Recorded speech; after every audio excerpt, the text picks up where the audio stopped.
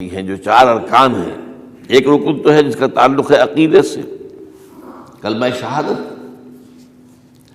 اور چار ارکان وہ ہیں جن کا تعلق عبادات سے، نماز، روزہ، حج اور زکوٰۃ. ان میں ایک عجیب قسم کی تقسیم ہے. مثلاً ایک 2 جمع 2 کی تقسیم بنتی ہے. 2 عبادات ان میں سے وہ ہیں جو ہر مسلمان پر فرض ہے، امیر ہو غریب ہو، مرد ہو عورت ہو، ہر ایک پر فرض ہے. نماز اور روزہ، یہ دونوں چیزیں ہر ایک پر فرض ہیں. لیکن 2 وہ ہیں کہ جو صرف صاحب استطاعت لوگوں پر فرض ہیں، وہ عام نہیں ہے. جو صاحب نصاب ہیں ان پر زکوٰۃ ہے، جو صاحب استطاعت ہیں، حج کرنے کی استطاعت رکھتے ہیں، ان پر حج ہے. اس میں 2 جمع 2 کی ایک تقسیم اور آتی ہے ایک اور اعتبار سے. قرآن میں زیادہ ایمفیسس 2 عبادات پر ہے، نماز اور زکوٰۃ. اقیموا الصلاۃ وآتوا الزکاۃ، اقیموا الصلاۃ وآتوا الزکاۃ، اقیموا الصلاۃ وآتوا الزکاۃ، یقیمون الصلاۃ ویؤتون الزکاۃ. یہ گویا کہ بندھا ہوا ہے ایک جوڑا. جبکہ یہ صورتحال جو ہے روزے کی بھی نہیں ہے اور حج کی بھی نہیں ہے. صلاۃ اور زکوٰۃ کا حکم بے شمار مرتبہ قرآن میں آیا، اور روزے کے سارے احکام ایک مقام پر سورہ بقرہ کے 23 رکوع کی 6 آیات میں سب کا سب بیان ہوئی. باقی تو بعض جگہوں پر اس کا صرف اس اعتبار سے تذکرہ ہے کہ اگر کوئی کفارہ ادا کرنا ہے اس کے لیے اتنے روزے رکھ لو، ورنہ یہ ہے کہ روزے کا اپنی جگہ پر مستقل بذات جو ہے وہ ذکر یا حکم موجود نہیں. اس اعتبار سے غور کیجئے، حج کا معاملہ بھی یہی ہے. وہ ایک تو یہ کہ سورہ آل عمران میں اس کی فرضیت کا ذکر آیا، وہ میں نے آیات آپ کو پڑھ کر سنائی ہیں، 2 آیات، ان پر ابھی گفتگو کریں گے. سورہ بقرہ کے 24ویں اور کچھ 25ویں رکوع میں کچھ اس کے مناسک بیان ہوئے. سورہ حج کے 4تھے رکوع میں اس کے مناسک بیان ہوئے. بس باقی پورے قرآن میں تو اس کا ذکر نہیں. تو اس اعتبار سے فرق ہو گیا 2 جمع 2 کا. لیکن یہ جو جن کی اہمیت اس اعتبار سے کم ہو گئی ہے، اللہ تعالیٰ کی ایک عجیب حکمت نظر آئی کہ ہماری جو 2 عیدیں ہیں وہ ان 2 عبادات کے ساتھ منسلک کر دی گئی. روزوں کے اختتام پر عید الفطر، حج کے ساتھ عید الاضحیٰ.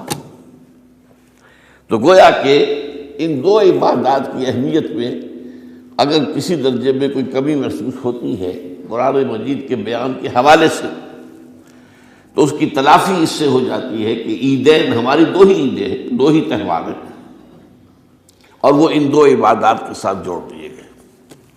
اب آخری بات سمجھیے، 3 جمع 1 کی بھی ایک تفریق ہے.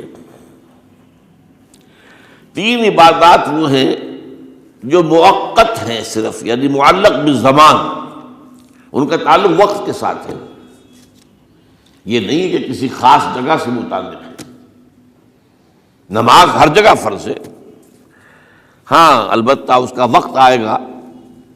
اگر سورج جو ہے نصف النہار سے ڈھلکے گا تو ظہر کا وقت ہوگا. اگر کسی وجہ سے اللہ تعالیٰ کی حکمت ہو کہ سورج وہیں کا وہیں کھڑا رہ جائے تو ظہر کا وقت آئے گا ہی نہیں، ظہر فرض ہوگی ہی نہیں. مغرب اسی وقت فرض ہوگی جبکہ سورج غروب ہو جائے. اگر کسی وجہ سے سورج غروب نہ ہو، اور کیا پتہ یہ ساری باتیں جو ہے قیامت کا جو زلزلہ آنے والا ہے اس میں یہ ساری ہی باتیں ہونے والی ہیں. سورج مغرب سے طلوع ہوگا یہ تو وضاحت کے ساتھ کہا گیا ہے، تو مغرب کا وقت نہیں آئے گا. اسی طریقے سے رمضان کا مہینہ آئے گا تو روزے فرض ہوں گے. اس حوالے سے یہ زمانے کا تعلق تو ہے لیکن کسی مکان سے کوئی تعلق نہیں. حج وہ ہے جس کے تقریباً تمام مناسک جو ہیں وہ ایک خاص مقام پر ادا ہوتے ہیں.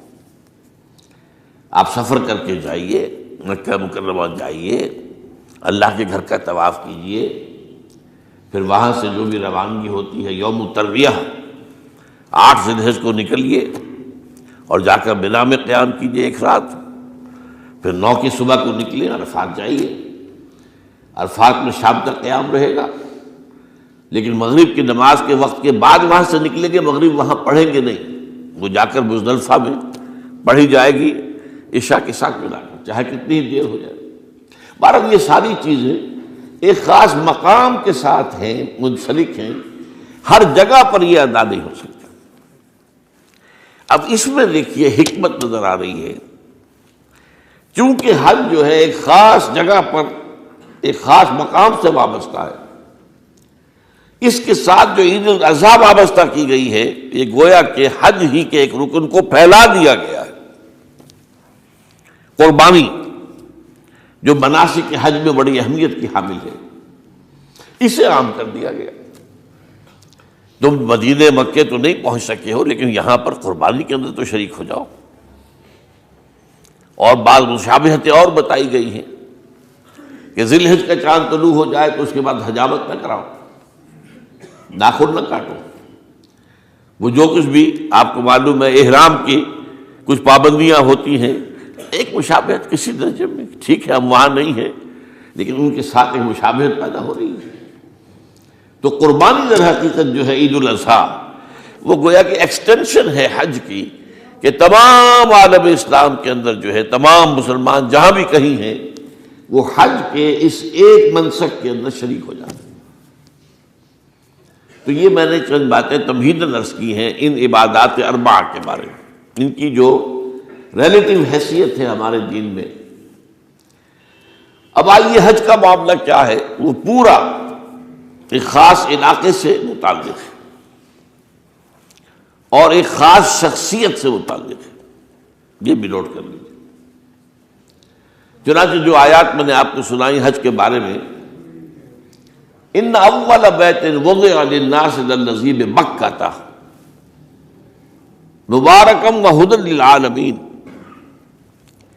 یقیناً پہلا گھر جو بنایا گیا لوگوں کے لیے، یعنی اللہ کی عبادت کے لیے، کہ لوگ وہاں جمع ہوں اللہ کی عبادت کے لیے، وہ ہے جو بکہ میں ہے۔ بکہ اور مکہ یہ ایک ہی لفظ ہے، تورات میں بکہ کا لفظ آیا ہے، قرآن مجید میں مکہ۔ یہ تھوڑا فرق جو ہے یہ تلفظ کا ہو جایا کرتا ہے مختلف زبانوں کے اندر، جیسا کہ آپ کو معلوم ہوگا کہ آج کل جو عرب کے لوگ ہیں وہ قاف کو گاف پڑھتے ہیں، گل گم، قم کی بجائے گم، قل کی بجائے گل، اقول لک اقول لک، وہ گاف۔ تو یہ جو ہے فرق ہو جاتا ہے۔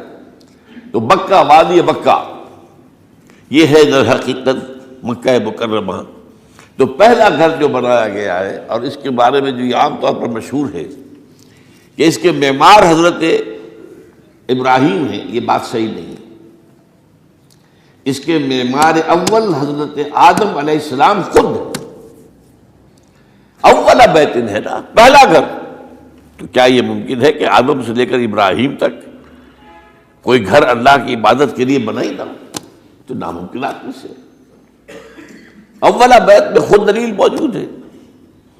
حضرت آدم علیہ السلام نے اس کی تعمیر کی، البتہ اس کے بعد بعض سیلابوں کی وجہ سے یہ عمارت گر گئی اور کچھ جو وہاں پر آبادی بنی تھی وہ بھی ختم ہو گئی۔